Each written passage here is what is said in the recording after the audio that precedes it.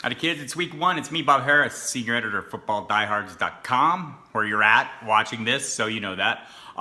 It's the week one injury preview, review, overview, and all that good stuff. And it's a pretty easy week this week. Not a ton of injuries coming into the opener, so but some key news that you'll want to know. Ezekiel Elliott will be playing this week and maybe beyond. It's looking that way. He won his initial court battle. There will be more court battles to come. But it does look like he'll be playing for an extended period. So those of you who spent some draft capital on him feel good. Le'Veon Bell back in camp. Steelers are saying he'll handle a full workload. We'll see if that's the usual 30 touches that he handles the game. But it's great to have him back on the field. We had the Chiefs and Patriots play on Thursday night this week. It was a hell of a game. The Chiefs came on strong. Kareem Hunt made a huge debut, a record-setting for a rookie, total 246 yards from scrimmage, 3 touchdowns. Mike Gillislee, 3-touchdown game for him. A few injuries in that game. Eric Berry for the Chiefs, done for the year. Tyreek Hill had some leg cramps. They say that was all, so we'll be watching that in the coming week. For the Patriots, Danny Amendola left the game with a head injury, assuming he's in the concussion protocol. Donta Hightower, minor knee sprain, he could play this week. So watch that. Also, Malcolm Mitchell was placed on IR before the game, so he'll be out at least 8 weeks, so that could leave some issues. And just a side note, some trade rumors brewing, or at least some talk of teams having an interest in Dion Lewis, who played the least number of snaps of all the running backs for the Patriots. Moving on to the injury news. The big story, of course, this week is Odell Beckham. What are you going to do? It's a game time decision, listed as questionable, hasn't practiced this week, made the trip to Dallas this morning. It's a Sunday night kickoff. We have 2 Monday night games, so you've got lots of options, lots of possibilities if you want to try and roll with him. Concerns are obvious. Will he be a decoy if he plays, and if he plays at all? So this is one you're going to have to watch right up through kickoff. Hit the website. I will obviously have the news as it comes out. And some of the other news, not a lot of heavy-duty stuff. LaShawn McCoy, a lot of guys that are okay. More guys that are okay than are not okay.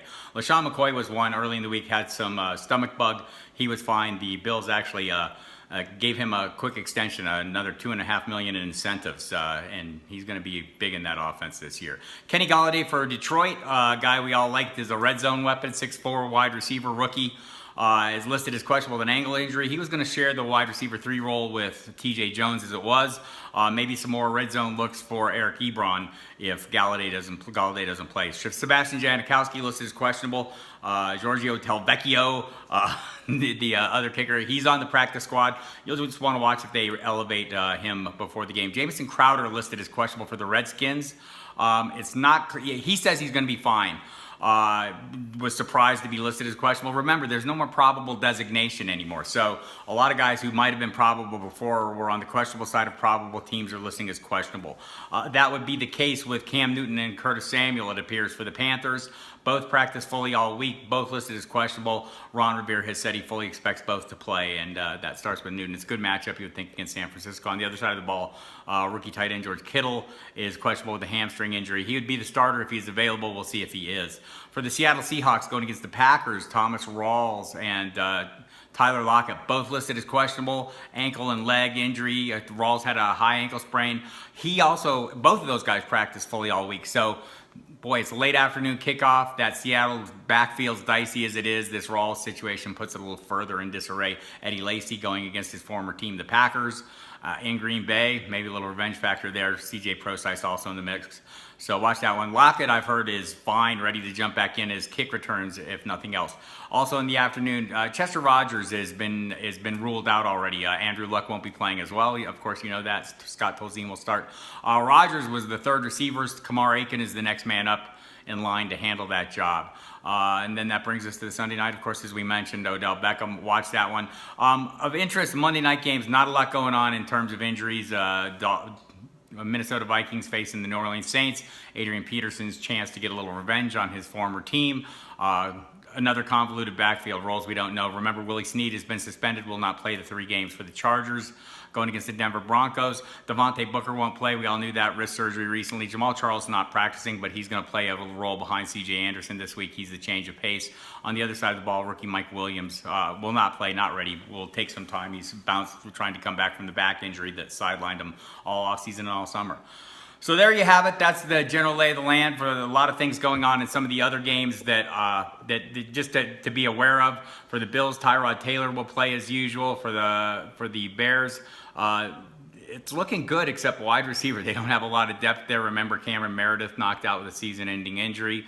The Ravens and Bengals. The Bengals, we have a three-headed backfield going into the season. Joe Mixon is not listed as a starter. Jeremy Hill is. Giovanni Bernard is also in the mix there. Steelers against the Browns. All hands on deck. Cardinals and Lions. The Cardinals, really good matchups for Larry Fitzgerald in the receiving corps. John Brown, not listed as a starter, but expect him to play a significant role. For the Texans, DeAndre Hopkins and Braxton Miller were limited in practice, and Deontay Foreman as well. They'll all play their usual roles, though they're not on the injury report. Alfred Blue is, however. He will not play this week.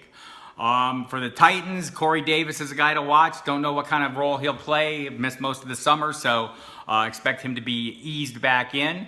For the Colts, I mentioned Scott Tolzien is quarterback. On the other side of the ball, Sean McVay, that new offense. Todd Gurley should be very busy. It's a favorable matchup against Colts defense. Same with Sammy Watkins.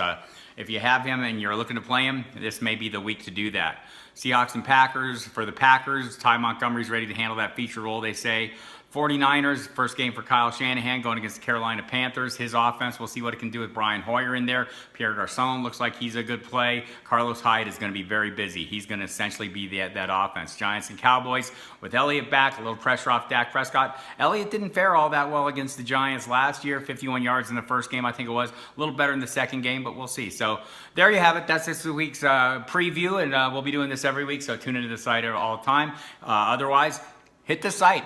All kinds of news will be ongoing up through all the kickoffs. Tons of columns from the usual assortment of characters. John Lobb, Jersey Jen, Armando Mersal, Brad Cruz, David Hunter. Everybody's done a great job. So, and I did some too. So check it out, footballdiehards.com. We'll see you next week, and keep tuning into the site.